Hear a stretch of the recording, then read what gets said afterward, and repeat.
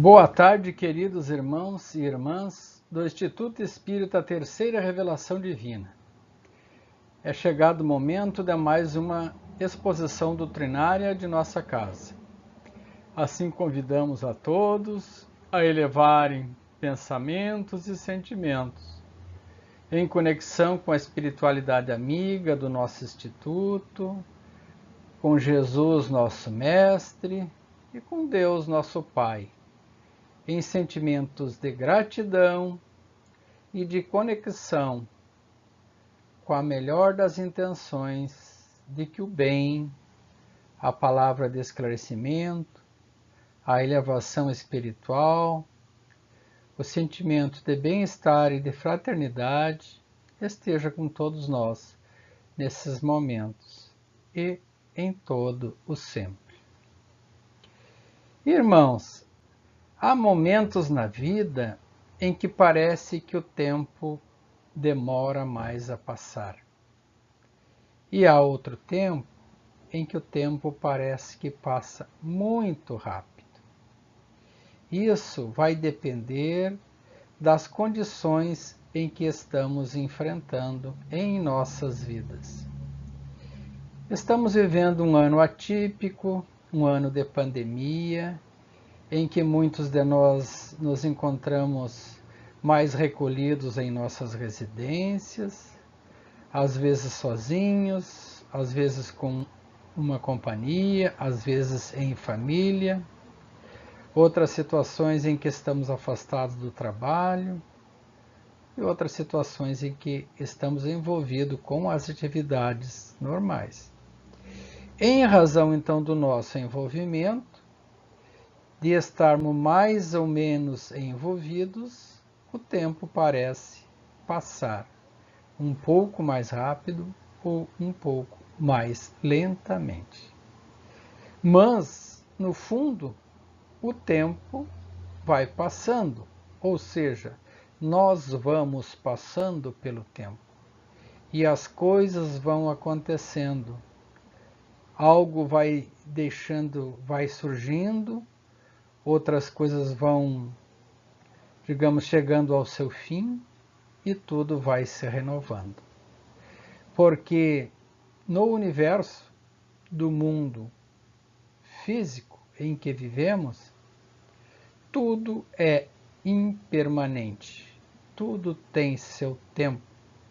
Como diz no Eclesiastes, tudo tem a sua hora e o seu tempo debaixo dos céus. Mas, no mundo espiritual, a alma é imortal. Então, a respeito dessa temática, então hoje falaremos sobre impermanência e imortalidade, tendo como referência este livro de Divaldo Pereira Franco, pelo espírito Carlos Torres Pastorino. No universo, como dissemos, então, tudo se movimenta. As células circulam no nosso organismo, as células sanguíneas, a respiração do nosso corpo, inspiração, expiração, o sangue circula pelos sistemas do nosso organismo, os próprios átomos estão em movimento. Os rios descem as cachoeiras, os planetas giram e orbitam as estrelas e as estrelas as galáxias. Então, na natureza, nada se cria, nada se perde, tudo se transforma. Como já dizia Lavoisier, a impermanência é inevitável em todas as organizações e estruturas do universo, porque o universo está sempre em movimento. Nós estamos no universo. A impermanência, portanto, é o estado de impermanente, que nada é permanente, nada é eternamente duradouro, ou tudo é efêmero, instável e inconstante. Tudo se modifica. Impérios surgem e impérios desaparecem. O corpo nasce, cresce e morre. O que fica, então, é o princípio inteligente, o espírito, o estado imortal, que não está sujeito à morte, o espírito imortal. E o corpo, como parte do mundo material, assim como as construções humanas, as plantas e os animais, tem um início, meio e fim. Mas o espírito permanece, porque o espírito é imortal. Então, ao falarmos de impermanência, encontramos na questão 728 do Livro dos Espíritos a lei de destruição, que diz que é preciso que tudo se destrua para renascer e se regenerar, pois isso a que chamais destruição não passam de uma transformação que tem por fim a renovação e a melhoria dos seres vivos. Então, todos os seres nascem, crescem e morrem, e a sua matéria orgânica vai servir para outros seres.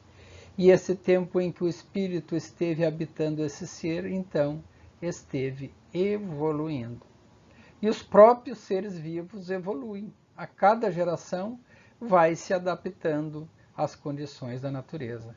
Darwin já explicou isso, né, em A Lei da Evolução das Espécies. A formação dos mundos, então, Deus, pela formação dos mundos, Deus vai renovando também os mundos e os seres. As estrelas nascem, têm o seu tempo e morrem, assim como os planetas. É claro que em tempos cósmicos, não em tempos humanos, né? Milhões e milhões de anos, ou bilhões e bilhões de anos. Mas também tem o seu fim. Jesus, certa vez visitando o templo, disse aos apóstolos, né, vê todas essas construções, que majestade dessas construções, e em verdade vos digo que não ficará aqui pedra sobre pedra que não seja derribada. A Gênesis e Mateus 24. Então, todas essas construções humanas têm a sua duração no tempo. Os nossos prédios servem para o nosso uso, mas com o tempo eles vão se deteriorando a tal ponto que não vale mais a pena fazer a manutenção. Então precisamos da lei de destruição para destruir e construir prédios novos. Assim como as flores do jardim, plantamos as flores no jardim, aquelas plantas crescem, vêm as flores, o seu perfume, mas depois disso, muitas daquelas plantas precisam ser arrancadas e substituídas por plantas novas, para que novas flores surjam e novamente o perfume esteja em nossos jardins, né? Então, impermanência e lei de destruição estão relacionadas com transformação e renovação do mundo em que vivemos. E a transição planetária. Então, o nosso mundo em que vivemos ainda é um mundo que está saindo de um mundo de provas e expiações, um mundo intermediário, né, onde ainda o mal, de certa forma, predomina em relação ao bem, mas esse mundo também está evoluindo. E para um mundo, então, de regeneração, onde se misturam ainda o bem e o mal, mas onde o bem já prevalece em relação ao mal, né? Então as nossas imperfeições humanas serão bem menores em relação às nossas virtudes, nos quais as almas, então, nesse mundo, ainda têm a expiar alguma coisa, mas já não precisam de tanta fadiga para evoluir, pois o seu entendimento moral, a sua responsabilidade social para com todos e para com o mundo em que vivem já será maior. E assim a contribuição de todos nesse sentido fará com que tenhamos um mundo mais evoluído do que o mundo atual. Se olharmos dos 200 anos para cá, os 100, os 50, até mesmo 20 ou 30, vamos perceber quanto este planeta e esta sociedade humana têm mudado, tanto em condições materiais de vida como em condições morais. Já não aceitamos mais certas barbaridades que aceitávamos no passado. Já reclamamos, já não mais a aprovamos e procuramos agir melhor. A imortalidade, então, está relacionada à ânsia de encontrar-se incita em todas as criaturas humanas, em face da herança ancestral em que cada um permanece. Então a nossa alma vem de um processo evolutivo de anos, de gerações em gerações, encarnações e encarnações. E essa ânsia de evoluir está no nosso temperamento, está na nossa alma, no âmago do nosso ser. Então esse sentimento de imortalidade se apresenta nessas lembranças, nessas situações que nós percebemos, aquela saudade de épocas antigas, aquela sensação que já vivemos determinadas cenas de nossa vida em vidas passadas, e o desejo de evoluir e seguir. Permanente e imortal, então, é só o espírito e sua especial constituição energética.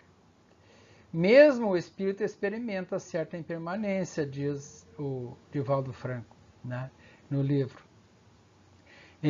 Uma permanência especial nesse processo de sublimação de energias que utiliza incessantemente, ou seja, ele também vai evoluindo, vai seguindo adiante, vai nesse processo de impermanente no sentido de transformação.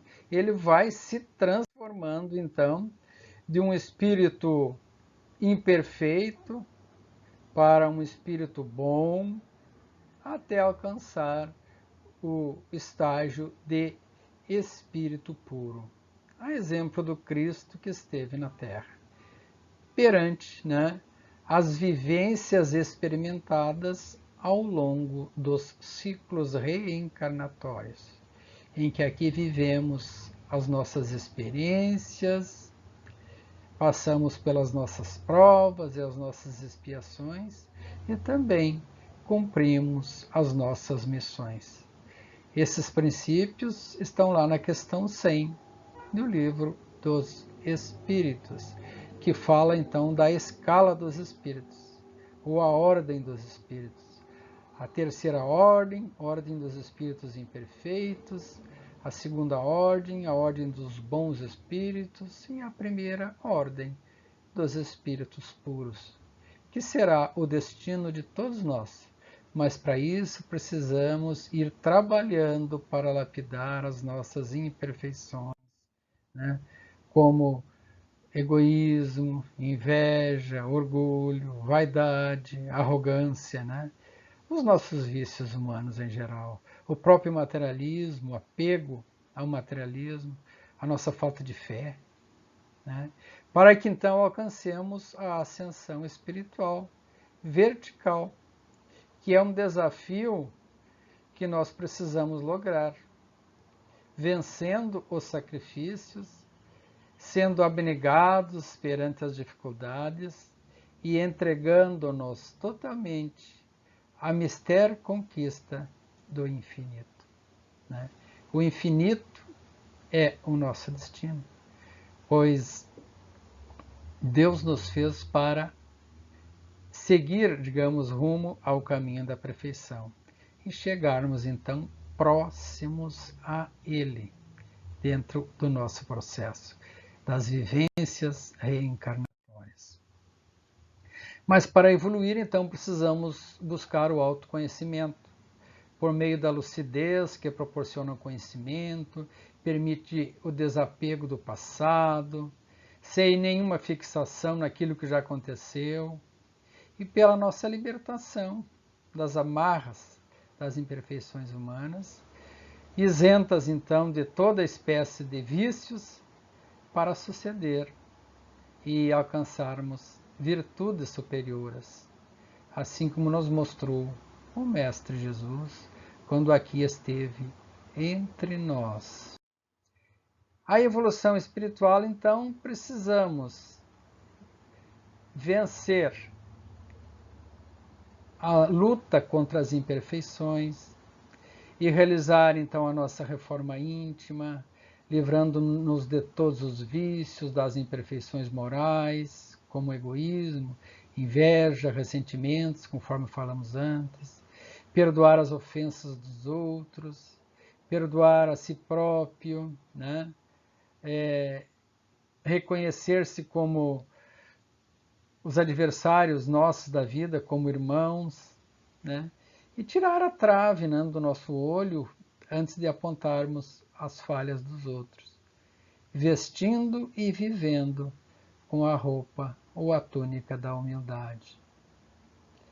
A prática das virtudes, desenvolvendo-se então pela virtudes como a compaixão, a caridade, a benevolência, a indulgência, para com as imperfeições nossas mesmas e do nosso próximo, o desapego do materialismo, desenvolver o amor ao próximo como a nós mesmos, praticando a lei então de justiça, sendo justo, de amor ao mundo em que vivemos, a Deus sobre todas as coisas e ao próximo como a nós mesmos, praticando a caridade, assim como ensina Jesus e o Evangelho segundo o Espiritismo, que são as características do homem de bem, aquele que pratica a lei de justiça, de amor e de caridade, né? Ou seja, é justo, amoroso e caridoso. E precisamos também desenvolvermos em nós o altruísmo, para trabalhar nas nossas missões humanitárias, rompendo os nossos laços individuais e locais e passamos a ver o mundo como um todo, como uma família universal. E procurando praticar a caridade de forma incondicional, conforme ensinou Cristo e nos ensina o Evangelho segundo o Espiritismo, de que fora da caridade não há salvação. Algumas ações, então, e atitudes para a nossa evolução. Observar os acontecimentos da vida e o mundo que vivemos. Refletir, né, sobre o que está acontecendo. Acalmar-se perante as situações. Desapegar-se das coisas, das paixões humanas, dos bens, das situações, dos vícios, né?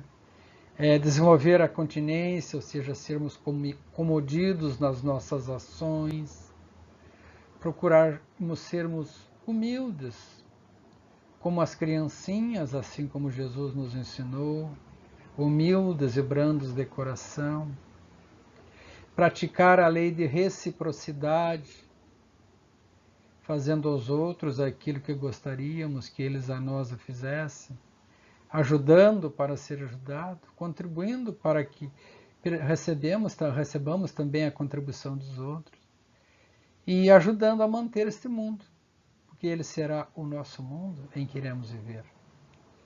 Desenvolvendo, portanto, caridade, compaixão e amor ao próximo. Quando se serve a Deus, ajuda seu próximo. Não é um fardo, é uma ajuda. Então, carregar o outro, ajudar o outro nos momentos de necessidade não é um fardo.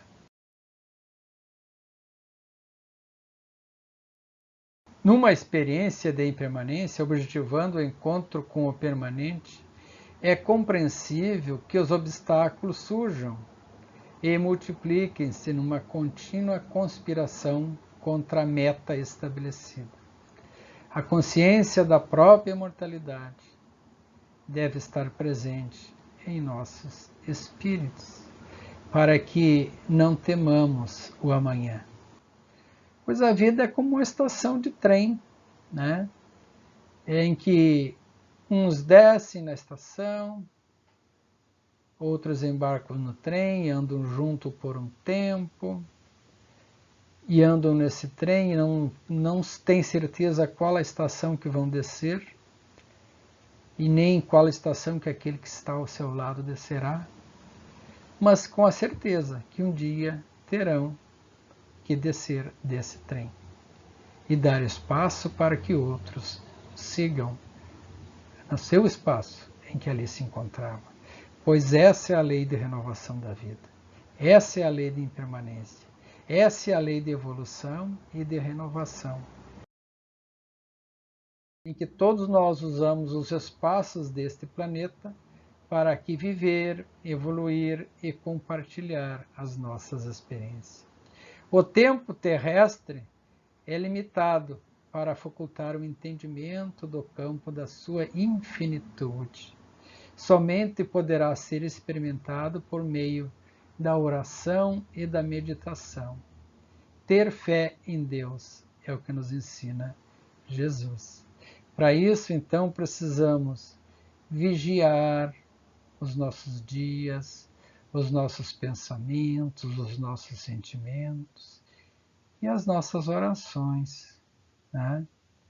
E orando sempre, pedindo a Deus, a espiritualidade amiga, o Cristo, que nos dê a força necessária para entender todas as nuances na vida, né?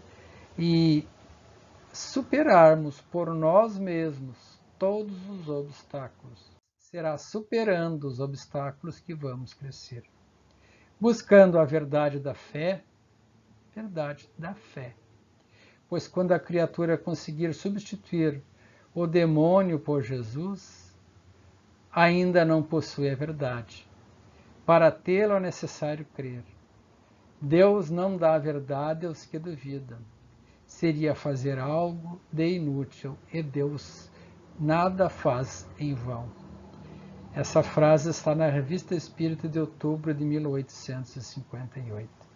Então precisamos vencer os demônios dos nossos medos e das nossas imperfeições interiores, ainda que residem no nosso ser e na nossa alma, substituindo-os pela verdade da vida, a verdade da vida futura, a verdade de que estamos aqui para evoluir, a verdade que tudo passa, que tudo tem a sua ocasião própria e há tempo para todo o propósito debaixo dos céus, conforme já nos ensinava o livro Eclesiastes 3, e nos ensina o Espiritismo por meio da lei de reencarnação e por meio das leis morais, todas as leis morais como leis divinas e leis da natureza. A começar pela lei divina e natural, a lei de adoração, lei de trabalho, lei de progresso, né? Lei de justiça, amor e caridade, lei de reprodução, né? E as demais leis em geral, que nos levam ao entendimento da vida. Estudemos, portanto, a doutrina espírita e o Evangelho de Jesus. Pacifiquemos os nossos corações e fortaleçamos em nós a nossa fé, a nossa esperança, conscientes de que nesta vida, neste mundo, tudo é impermanente, tudo passa, com o propósito de renovação. Então nada se acaba, tudo se transforma e tudo tem um fim, que é o nosso progresso do espírito humano. Que Jesus abençoe e ilumine os nossos corações. E Ele está sempre abençoando e iluminando com o seu Evangelho e com os princípios e os postulados da doutrina espírita que esclarecemos no seu Evangelho Rede Vivo. Que Deus Pai nos abençoe e nos dê a força para superar todas as dificuldades, e Ele sempre está nos abençoando e dando a força, cabendo a nós perceber essa força. E que, sobretudo, como ensinou Jesus, que seja feita a vontade do Pai, assim na terra como nos céus. Muito obrigado e um bom dia a todos.